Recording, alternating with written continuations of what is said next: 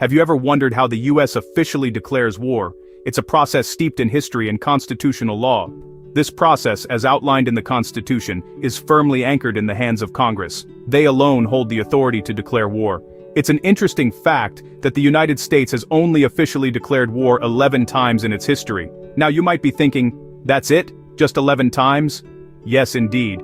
This might come as a surprise, considering the numerous military conflicts the nation has been involved in. However, official war declarations are a different matter altogether. The process of declaring war isn't as simple as a single decision or a solitary act. It's a complex and multi-layered process, involving several pivotal steps and key players. The path to war involves the president formally requesting a declaration from Congress, followed by separate votes in the Senate and House of Representatives, culminating in the president signing a bill or joint resolution. And so, we find that the process of declaring war is more intricate than one might initially believe, involving several steps and key players.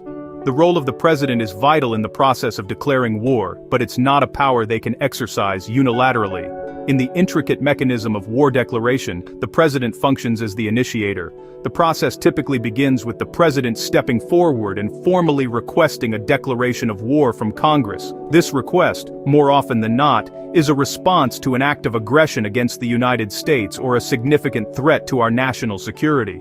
You see, the president, as the commander-in-chief of the nation's armed forces, is tasked with the responsibility of protecting the citizens and the sovereignty of the United States. When a threat looms that the president believes warrants a military response, they go before Congress to make their case. They present the perceived threat, the reasons it necessitates a military response, and their proposed course of action. However, it's essential to note that despite the significant responsibility and authority vested in the president, they do not have the power to declare war independently. The authority to declare war is not a presidential privilege, but a power constitutionally reserved for Congress. As commander-in-chief, the president can direct military forces and operations once war is declared, but they cannot declare war on their own accord. This distinction is an embodiment of the system of checks and balances that the framers of the Constitution designed. It ensures that no single branch of government holds absolute power, especially when it comes to decisions that could lead to large-scale conflict and the potential loss of life. The president may kickstart the gears of war. They may present the threat and propose the response, but the decision to engage in warfare, the authority to say yes or no to the question of war, lies not in the Oval Office, but in the halls of Congress. Although the president may initiate the process, the final decision to declare war lies elsewhere.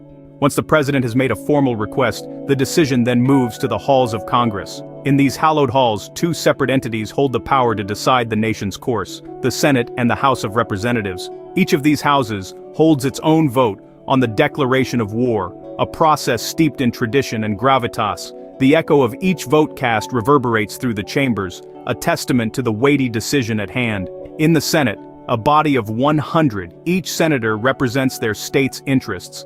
They deliberate, they debate, and ultimately, they cast their votes. Majority is the game, 51 votes or more, and the Senate approves the declaration. But the process doesn't end there. The baton is then passed to the House of Representatives. Here, 435 voices rise and fall, each representative a mouthpiece for their district's view. Again, majority rules.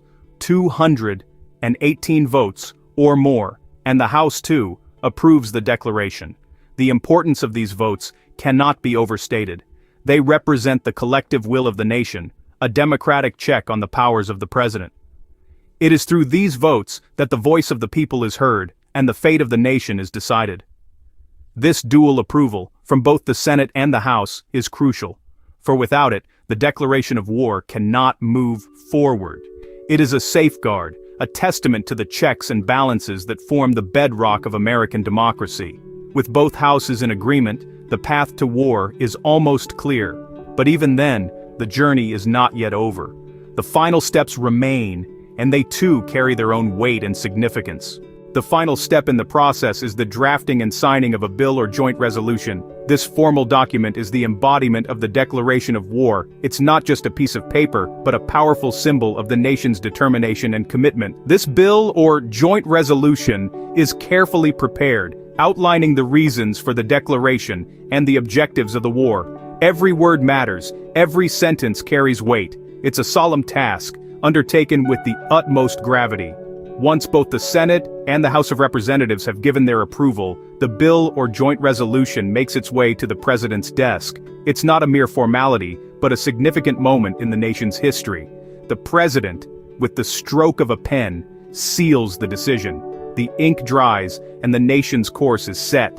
There's no turning back now. The United States is officially at war. With the president's signature, the United States officially enters a state of war.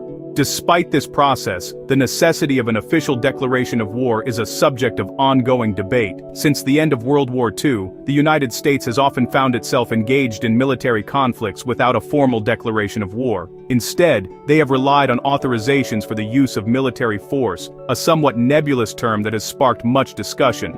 This shift in practice has led to an ongoing debate about the scope of the president's war powers. Some argue that this new approach allows for necessary flexibility in responding to threats. Others, however, insist that it sidesteps the Constitution's intention to keep the power to declare war firmly within the hands of Congress. As we move further into the 21st century, the nature of conflict continues to evolve. Cyber warfare, drone strikes, and other technological innovations have further complicated the question of what constitutes a war. As conflicts evolve in the modern world, so too does the conversation around the power to declare war.